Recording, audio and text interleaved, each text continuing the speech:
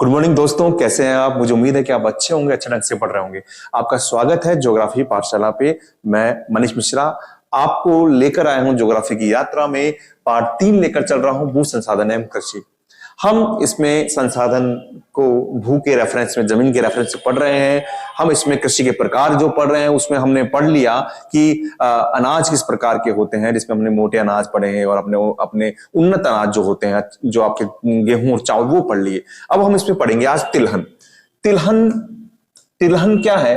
तिलहन एक ऐसी फसल है जिससे खाद्य तेल प्राप्त किया जाता है। क्या प्राप्त किया जाता है? खाद्य तेल प्राप्त किया जाता है। इसमें आप जैसे हम नाम ले सकते हैं, मूंगफली का हम नाम ले सकते हैं कि मूंगफली की बात कर सकते हैं, हम सरसों की बात कर सकते हैं, हम सोयाबीन की बात कर सकते हैं, हम सूरजमुखी की बात कर सकते हैं। इन सभी से आपको तेल मिलता है, आपको पता ही है। अच्छा, इनके जो क्षेत्र कौन से हैं तिलहन के, तो वो तिलहन के क्षेत्र की बात करें तो इसमें क्षेत्र आप देखेंगे तो क्षेत्र क्या है? क्षेत्र है गुजरात प्लस राजस्थान का शुष्क भाग और आंध्र प्रदेश का रायलसीमा प्रदेश, रायलसीमा वाला भाग जो शुष्क है, और तेलंगाना। यहां पर ये तिलहन उगाया जाता है। तिलहन की बात करें तो सबकी बात कर रहे हैं हम। अब हम यहां पर लेते हैं मूंगफली। मूंगफली देखिए, मूंगफली की बात करें तो मूंगफली के लिए अगर आप जानते हैं मिट्टी कैसी चाहिए, तो काली मिट्टी चाहिए। कैसी मिट्टी चाहिए? काली मिट्टी चाहिए। अब काली मिट्टी चाहिए तो यहां पर हम बात करें क्षेत्र कौन से हो सकते हैं? क्षेत्र आप राजस्थान की बात कर सकते हैं, जिसमें हम कोटा, बूंदी, बारा, झालावाड़ की बात करें, हम गुजरात की बात कर सकते हैं, हम इसमें महाराष्ट्र की बात कर सकते हैं। तो क्षेत्र कौन से होंगे? क्षेत्र इसमें आ जाएंगे आपके पास में गुजरात, आपके नंबर 1 जो सर्वाधिक उत्पादन करेंगे, सर्वाधिक उत्पादन जो करेंगे वो है गुजरात, फिर आपके राजस्थान आ जाएगा, और फिर आपका मतलब क्या आ जाएगा इसके अंदर? महाराष्ट्र आ जाएगा। ये जो मूंगफली है इसका पूरे विश्व में चीन के बाद में दूसरा स्थान है। भारत का कौन सा स्थान है? दूसरा स्थान आता है चीन के बाद में। अब मूंगफली के बाद में अगला जो है वो है सरसों। सरसों एक उष्ण कटिबंधीय फसल है, और आपको पता है सरसों एक रबी की फसल भी आती है। गेहूं, जो, चना, सरसों की बात करते हैं तो ये उष्ण कटिबंधीय फसल है, साथ में ये एक रबी की फसल है। रबी की फसल है ये। सर्वाधिक उत्पादन कहां होता है इसका? सर्वाधिक उत्पादन जो होगा वो होगा आपके राजस्थान में, जहां पर पूरे भारत का 1/3 उत्पादन होता है। साथ में राजस्थान आ गया, फिर हरियाणा आ गया, पंजाब आ गया। प्रति हेक्टर उत्पादन कहां होता है इसका? प्रति हेक्टर सर्वाधिक उत्पादन होगा, सर्वाधिक जो उत्पादन होगा वो होगा पंजाब और हरियाणा में। पंजाब और हरियाणा में होगा। एक खास बात और यहां पर है कि यहां पर सरसों के लिए एक सरसों अनुसंधान केंद्र भी खोला गया है। सरसों अनुसंधान केंद्र। और ये कहां पर खोला गया है? ये खोला गया है आपके सेवर में। और सेवर कहां पर है? भरतपुर में है। भरतपुर में यहां पर सरसों अनुसंधान केंद्र खोला गया है, जहां पर सरसों के अधिक उत्पादन के लिए उसकी बीजों पर यहां पर रिसर्च होता है। अब अगली बात करें हम, वो है आपकी सोयाबीन। सोयाबीन कहां पर है? सोयाबीन का अगर आप सुनेंगे तो ये है आपका एमपी। एमपी के अंदर है। सब सर्वाधिक उत्पादन कहां पर होता है? एमपी में होता है।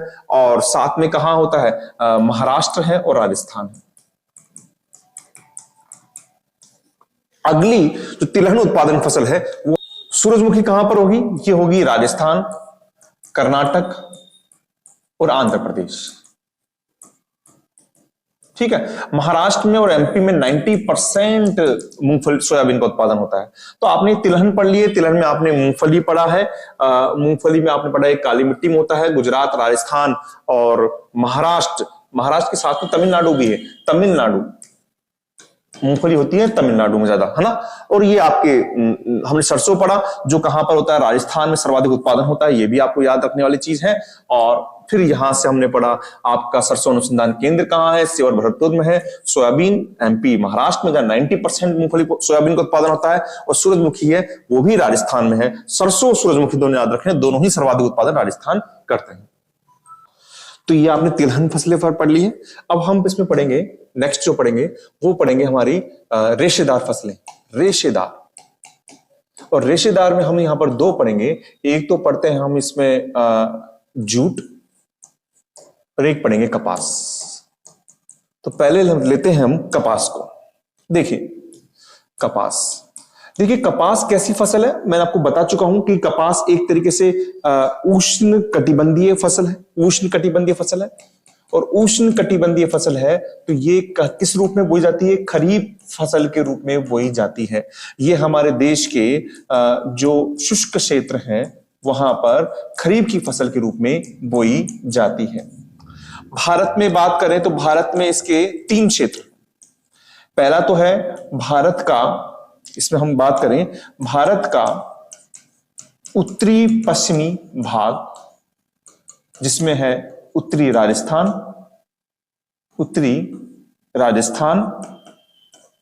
पंजाब, हरियाणा, ठीक है।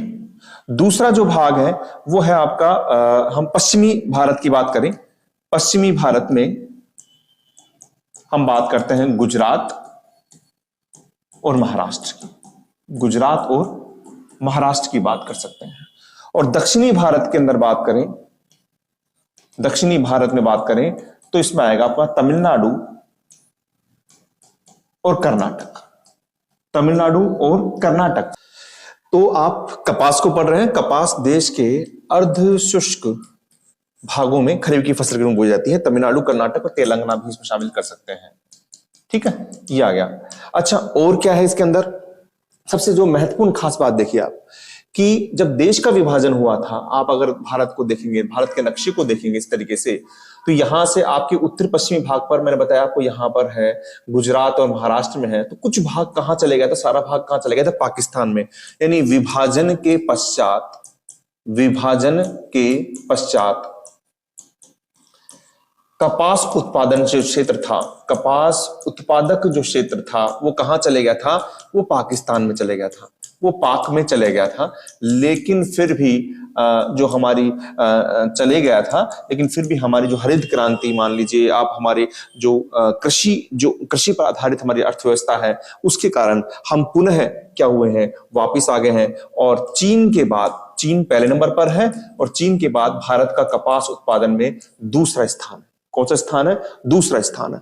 हमारे यहां पर 2 प्रकार की कपास उगती है, एक तो भारतीय रेशे वाली जो छोटी रेशे वाली होती है कपास, और दूसरी उगती है अमेरिकन रेशे वाली कपास। अमेरिकन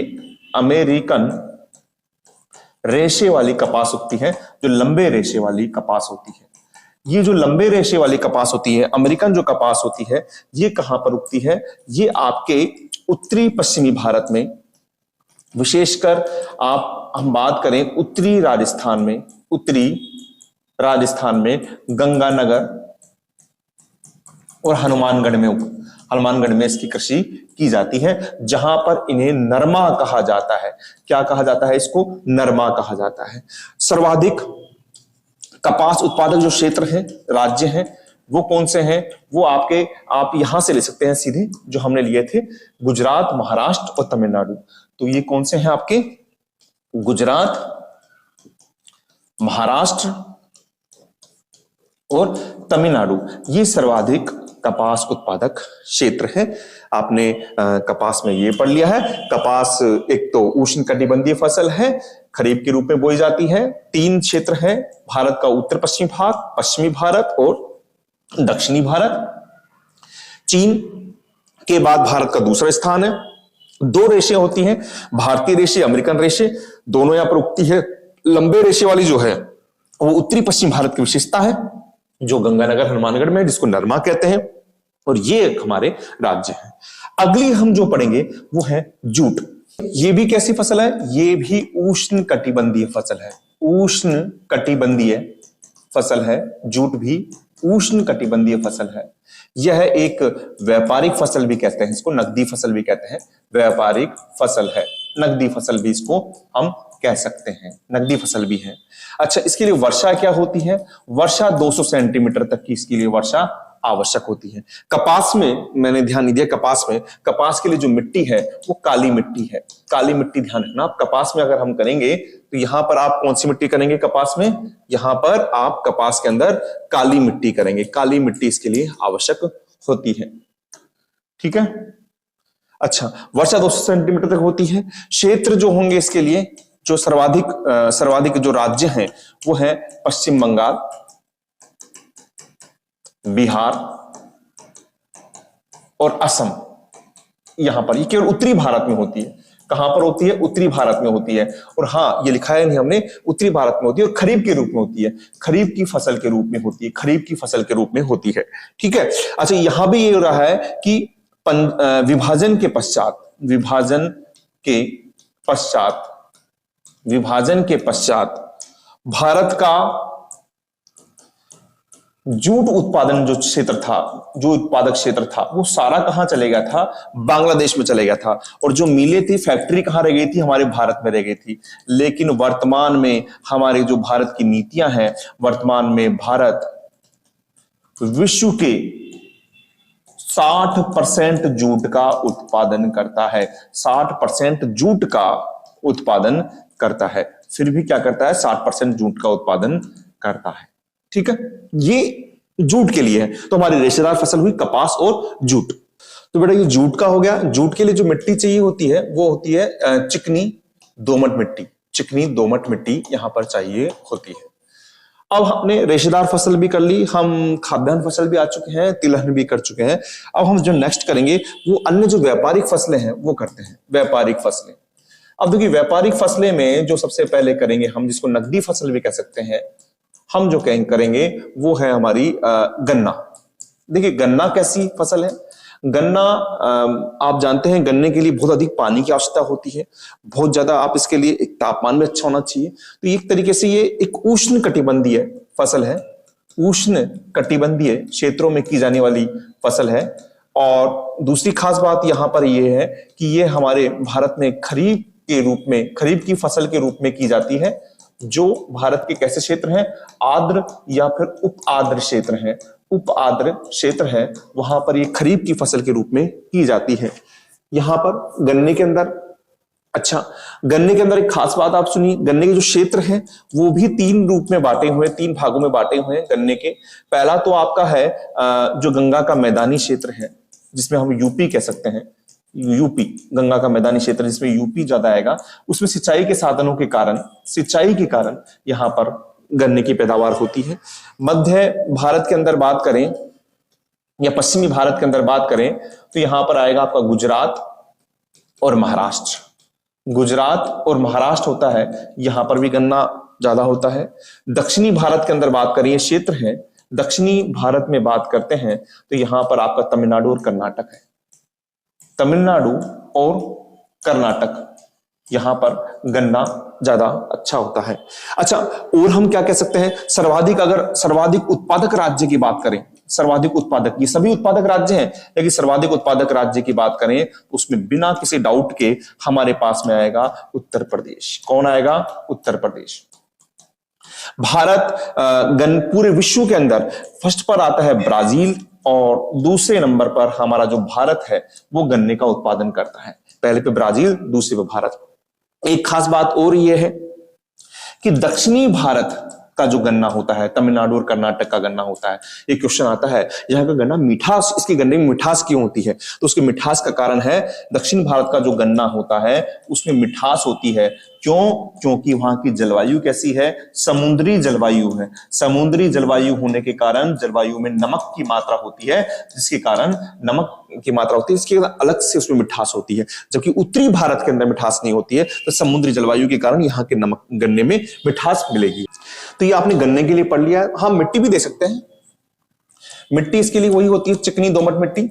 चिकनी दोमट मिट्टी होती है। दूसरा जो वर्षा रहती है वो रहती है 75 से 100 सेंटीमीटर की वर्षा इसमें रहती है। अब हम इसमें अगला जो पढ़ेंगे वो पढ़ेंगे चाय।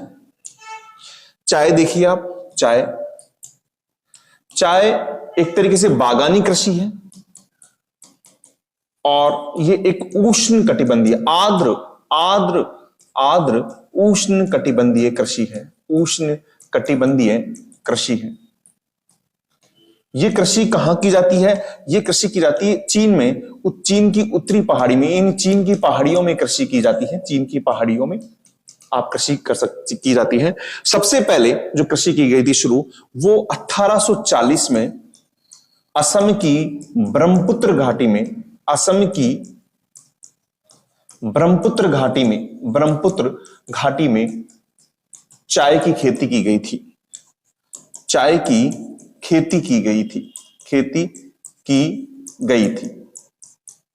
ठीक है, यहां पर आप समझिए कि पहले तो ये बागानी कृषि है। बागानी कृषि क्या होती है? जो उपनिवेश देशों में की गई थी, जो व्यापारिक देशों के द्वारा की गई थी। ये एक आर्द्र उष्ण कटिबंधीय फसल है। ये चाय की उत्तरी, चीन की उत्तरी पहाड़ियों में की जाती है। ये कृषि चीन की उत्तरी पहाड़ियों में की जाती है। 1840 में असम की ब्रह्मपुत्र घाटी में ये कृषि की गई थी। भारत में अगर इनके क्षेत्रों की बात करें तो सबसे पहले जो क्षेत्र आता है वो आता है आपका असम। जो असम की कौन सी घाटी? ब्रह्मपुत्र घाटी। इसके अलावा आता है आपका पश्चिम बंगाल में दार्जिलिंग है, जलपाईगुड़ी है। ठीक है, ये यहां पर की जाती है। दूसरा आपके दक्षिणी भारत में जो तमिलनाडु वाला क्षेत्र है वहां पर नीलगिरी व इलायची की पहाड़ियों में यह कृषि की जाती है। इलायची की पहाड़ियों में यह कृषि की जाती है। भारत विश्व का सर्वाधिक चाय उत्पादक देश है। भारत विश्व का सबसे ज्यादा यानी सर्वाधिक भारत विश्व का सर्वाधिक चाय उत्पादक देश है। लेकिन घरेलू खपत के कारण हमारे यहां पर सुबह भी चाय, शाम को भी चाय हमारी खपत ज्यादा होती है।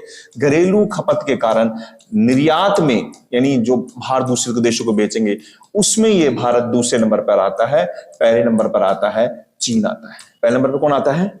चीन आता है। चाय के अंदर एक चीज रहती है कि इसमें चाय के अंदर कैफीन व टैनिन ये इसकी मात्रा ज्यादा पाई जाती है। तो आप ये समझ गए होंगे चाय के अंदर हमने देख लिया। चाय एक तरीके से बागानी कृषि भी है, इसको रोपण कृषि भी कहते हैं। ये आप पढ़ चुके हैं, रोपण कृषि भी कहते हैं। ठीक है ना, चाय एक बागाती और रोपण कृषि है। अगला हम इसमें पढ़ेंगे, अब पढ़ेंगे हम कॉफी। क्या पढ़ेंगे? कॉफी। देखिए कॉफी भी एक रोपण कृषि है।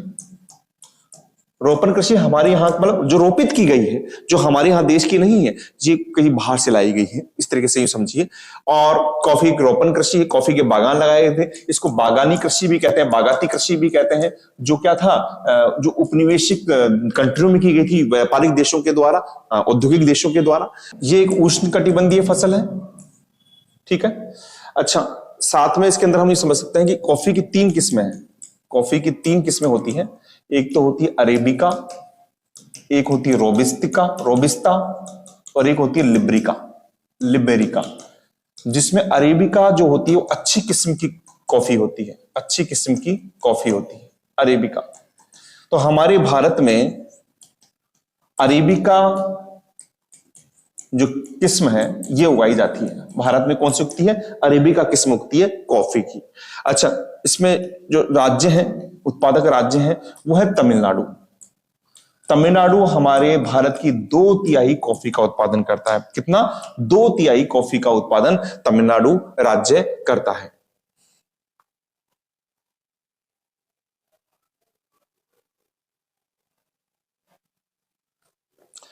तमिलनाडु 2/3 का करता है। और फिर है केरल। ठीक है, अच्छा, कॉफी के अंदर सबसे जो नंबर 1 पे देश है वो है ब्राजील। और भारत इसमें 8वां स्थान रखता है। पूरे विश्व के अंदर भारत का स्थान कौन सा है? 8वां स्थान है। ठीक है, तो ये हमने कॉफी को पढ़ लिया है। हमने अभी आज जैसे हमने अनाज कृषि पढ़ी, खाद्यान्न के अंदर हमने मोटे अनाज वाली पढ़ ली, हमने इसके अलावा दालें, तिलहन पढ़ी और व्यापारिक किस्में की फसलें भी हम ये इसको पढ़ चुके हैं। मुझे उम्मीद है कि आपको समझ में आया होगा। नेक्स्ट क्लास के अंदर हम भारतीय कृषि की समस्याएं और भारतीय कृषि का जो विकास हुआ है उसके बारे में पढ़ेंगे। ठीक है बेटा, थैंक यू।